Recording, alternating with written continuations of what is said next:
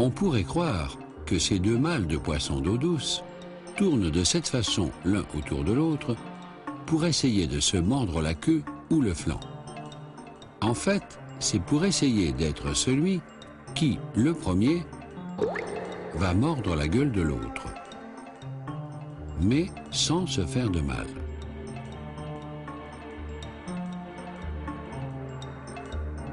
En fait, la Fédération des machos du monde animal pourrait interpeller la vie en ces termes. Il faudrait savoir ce que vous voulez. D'un côté, vous faites une loi de la rivalité des mâles et de l'autre, vous interdisez les dégâts. Vous faites de nous des superstars du catch.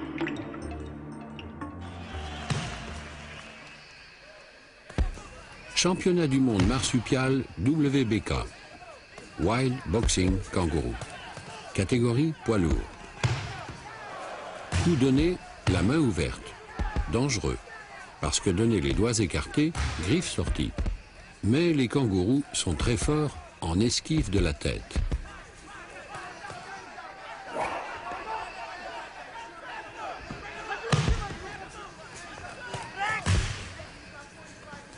Les deux adversaires sont des Macropus giganteus, kangourous géants des forêts clairsemées d'Australie. Public, lui aussi, clairsemé et blasé.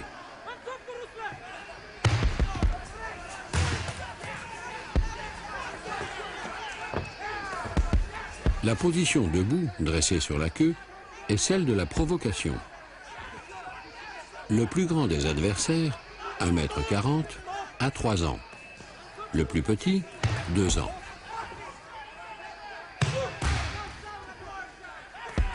Ces combats de mâles, destinés à conquérir le droit aux femelles, sont monnaie courante.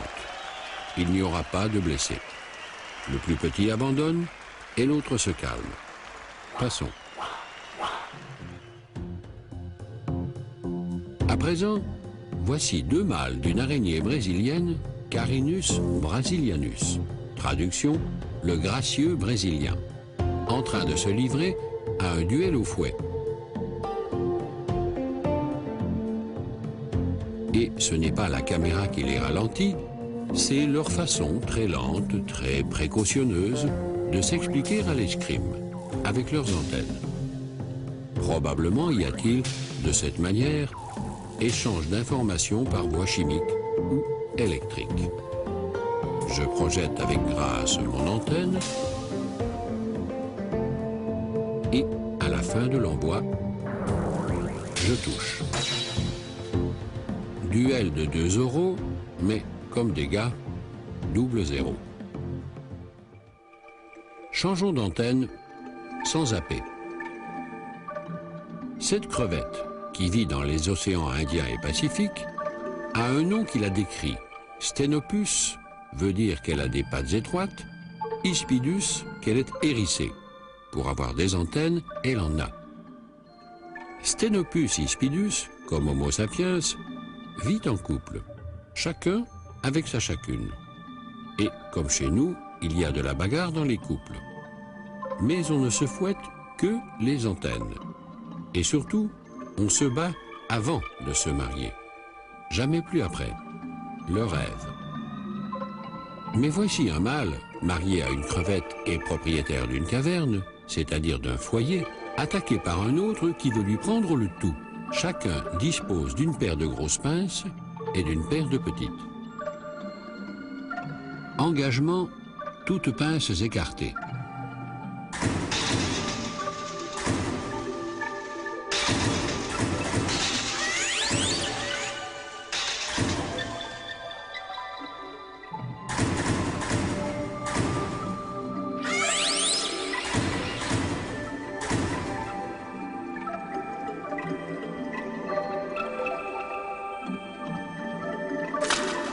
Le propriétaire a coupé une pince de son agresseur. En fait, c'est celui-ci, se sentant pincé, qui l'abandonne à son adversaire. Comme chez beaucoup de crustacés, ses pattes et ses pinces ont des points de rupture déterminés, permettant de les larguer en cas d'urgence. Pas grave du tout, elle repousse.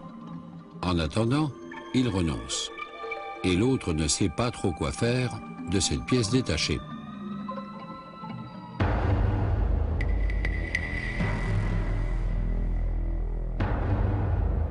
Darwin avait déjà décrit les deux éléments de la sélection sexuelle. Premièrement, la compétition entre les mâles. Deuxièmement, le choix des mâles par les femelles.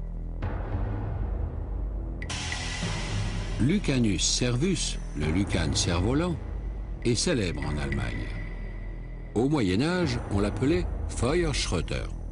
On croyait, en Angleterre aussi d'ailleurs, qu'entre ses mandibules, il transportait des tisons et mettait le feu aux chaumières. Ainsi terriblement armé, on dirait du lucan qu'il est le Coléo Rambo. Et pourtant.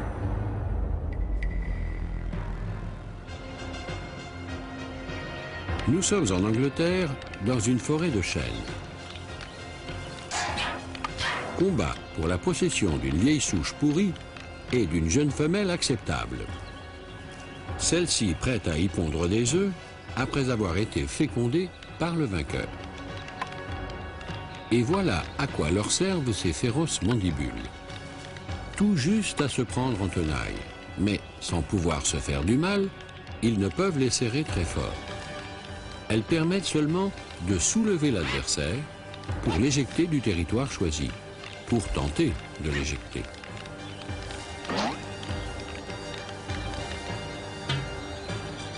Résultat, un pugilat poussif, maladroit, aux péripéties variables, aux rebondissements incertains. D'autant plus dérisoire, nous semble-t-il, que le lucan, à l'état adulte, ne vit à peu près qu'un mois. En Europe, entre le 15 juin et le 15 juillet. À part ce mois d'été, pondu par sa mère dans la souche du vieux chêne, le lucan s'y développe à l'état de larve pendant 4 ou 5 ans. Une larve que les Romains mangeaient comme une friandise sous le nom de cossus.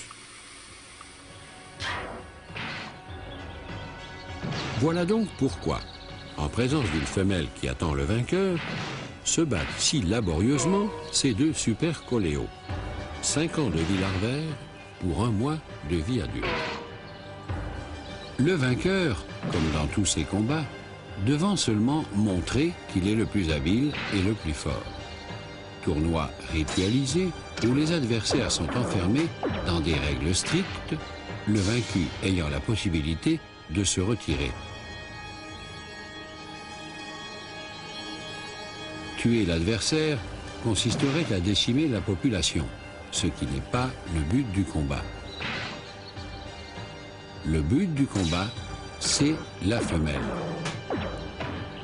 C'est au choix de madame que le sort de ces messieurs est suspendu.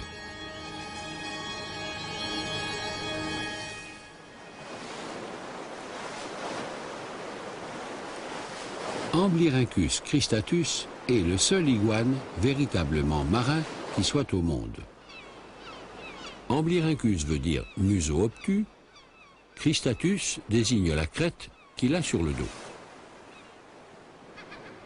Il a des griffes très fortes qui lui servent à résister au ressac pour brouter les algues sur les rochers des îles Galapagos.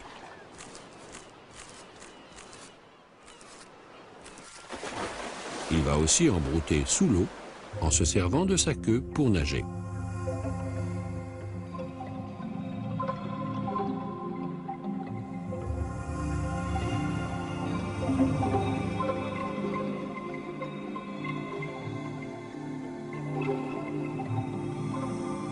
Maintenant, voyons comment se battent ces animaux archaïques à l'aspect si terrible.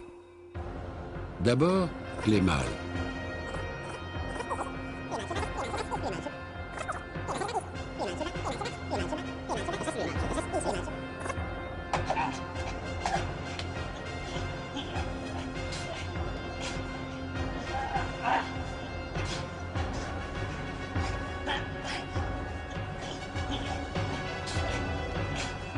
Eh bien, ce n'est qu'une joute, inter-îles aux Galapagos. Celui qui n'avance pas recule, c'est tout.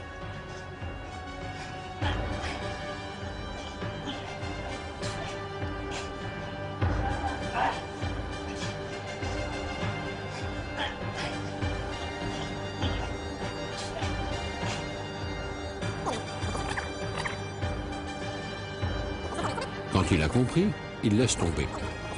Et le vainqueur aussi. Museau obtus, mais pas borné.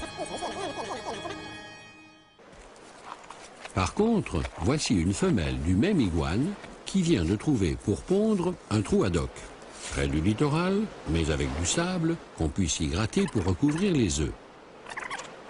Et voici une autre femelle, prête à pondre elle aussi, qui veut lui prendre son trou. Voyons le tournoi.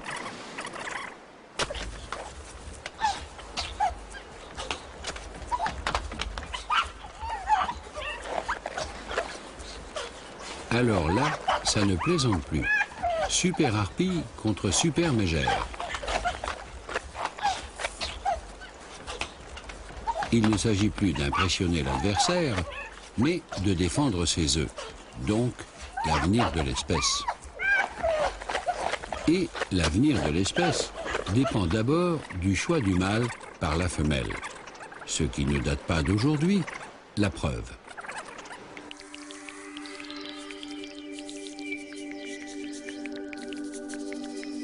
Ces animaux minuscules sont véritablement, au sens de l'évolution, les papilles des insectes.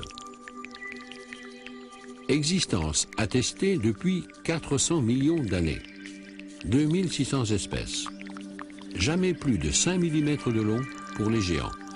Ceux-ci mesurent 2 mm. On les appelle les colamboles, du grec bolos, motte de terre, les collés à la terre. Ce sont les principaux fabricants de l'humus. Il n'y a pas, chez ces animaux primitifs, de pénétration de la femelle par le mâle. Après avoir opéré de l'orifice génital de sa femelle une insistante reconnaissance, le mâle finit par déposer devant elle une boule de sperme, comme une boule de Noël sur son pied.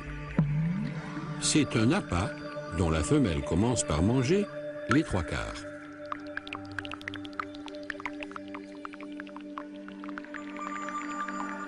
Ayant planté une antenne dedans, il fait alors marche arrière pour l'attirer vers l'avant, jusqu'à ce que son orifice génital vienne toucher ce qui reste de la boule de sperme. Voilà, c'est fait. On pourrait croire que ce mâle archaïque oblige la femelle à se faire féconder. Pas du tout, lui aussi doit être accepté. Et si madame ne veut pas de lui, il se fait jeter, littéralement. Il faut savoir que tous les colamboles ont, sous l'abdomen, attaché à l'arrière, ce qu'on appelle une furca, une fourche qui fonctionne comme un ressort. Cette femelle ne veut pas de ce mâle, et elle va l'envoyer se faire voir ailleurs en ruant de la furca. Elle rue une première fois, raté.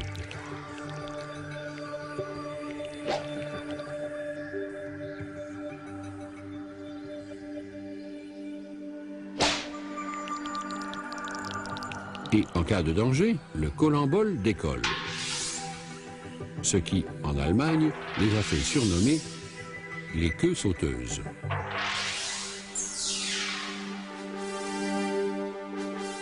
Et qu'on ne s'y trompe pas.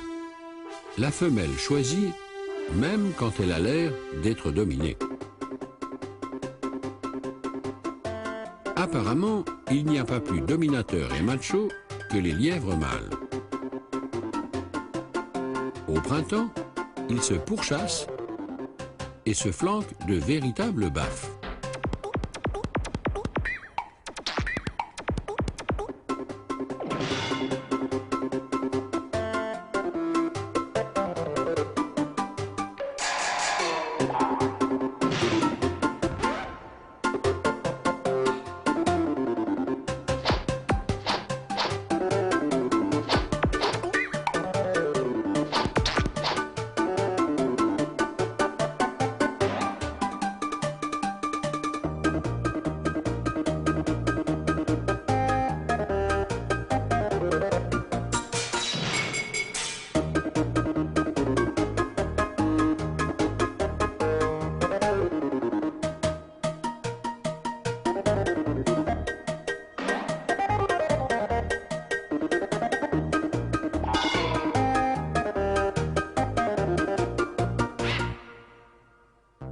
Et quand un vainqueur aborde enfin une femelle, il lui en flanque à elle aussi, pour la soumettre. En fait, c'est la deuxième partie du rite à observer pour se faire accepter. La femelle choisit de se soumettre à celui qui a fini par décourager les autres et dont le numéro achève de la convaincre qu'il est un bon mâle. Et un bon mâle, c'est quoi ?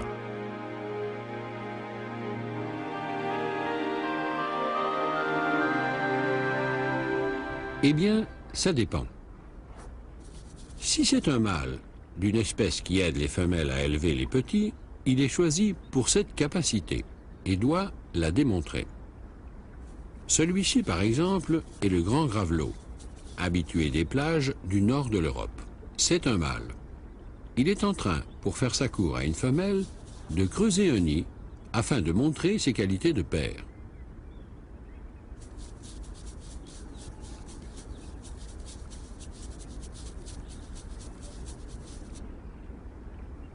Elle arrive et s'installe.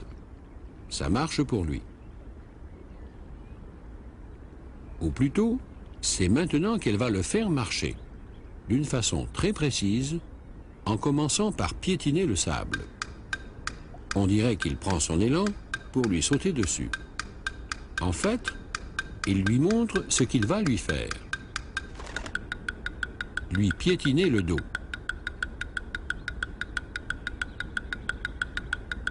Abrégeons la prise de vue, cela peut durer plusieurs minutes. S'il ne l'a pas piétiné correctement, il se fait mettre à pied.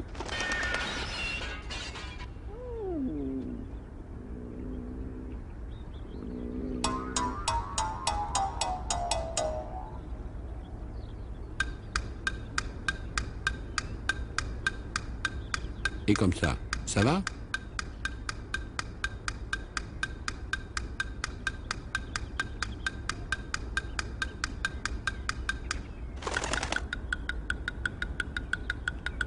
Cette fois, elle va se pencher en avant au moment exact où il est prêt.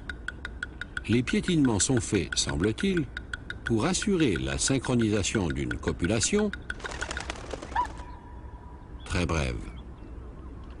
De toute façon, il n'a pas été choisi pour des capacités d'amant, seulement de père. Ou alors, il s'agit d'un mâle comme celui de cette poule de prairie des steppes américaines, le Tétras centrocerque.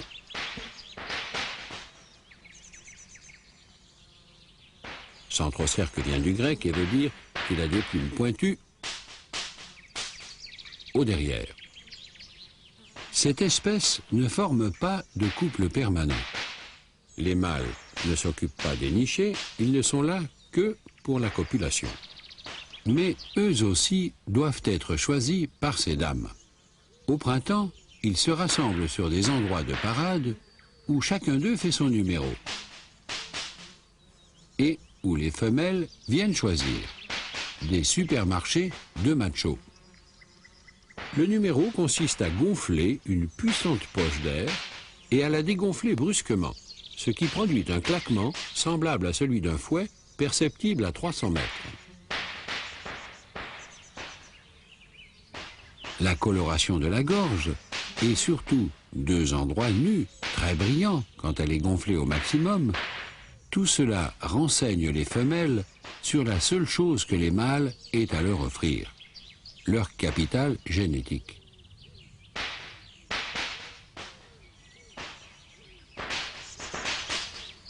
Beaucoup plus petite et pas déguisée du tout, Madame se promène au milieu en hésitant, en demandant à réfléchir, pendant que ces messieurs se pavanent,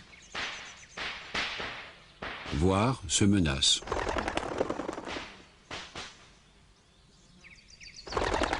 Voilà donc la signification de toutes ces joutes entre mâles et de ces parades, où ils sont toujours en situation de se faire valoir de proposer, jamais de choisir. Le mâle, surtout celui qui ne s'occupe même pas des petits, n'a que ses gènes à offrir.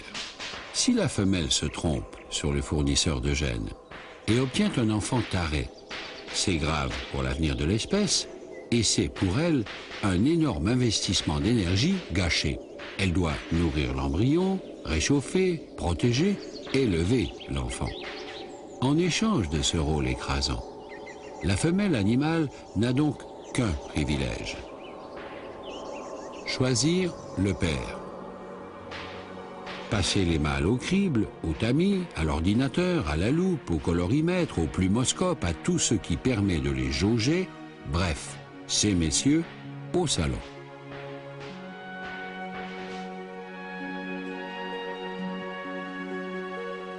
Y compris le salon de l'aéronautique. Le busard des roseaux vit dans les ceintures des lacs et des eaux mortes des cours d'eau, dans les marais couverts de joncs. Zones tempérées d'Europe, d'Asie, d'Australie et de Nouvelle-Zélande. Longueur totale, 45 à 50 cm. Il attrape des jeunes oiseaux ou des petits mammifères, toujours à terre, jamais en vol.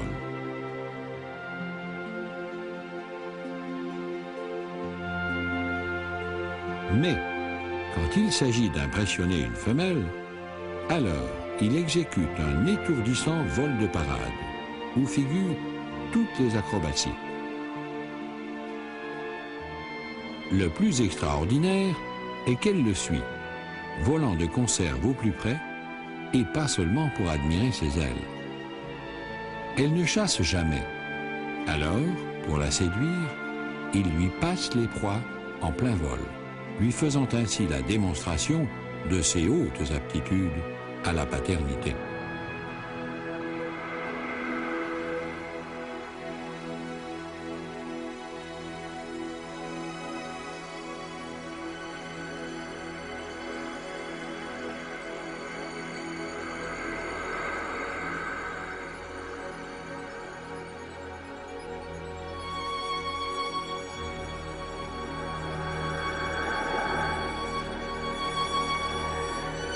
Tel est le numéro de voltige imposé au mâle de cet oiseau que, scientifiquement, on appelle un circus, à l'origine celui qui décrit des cercles.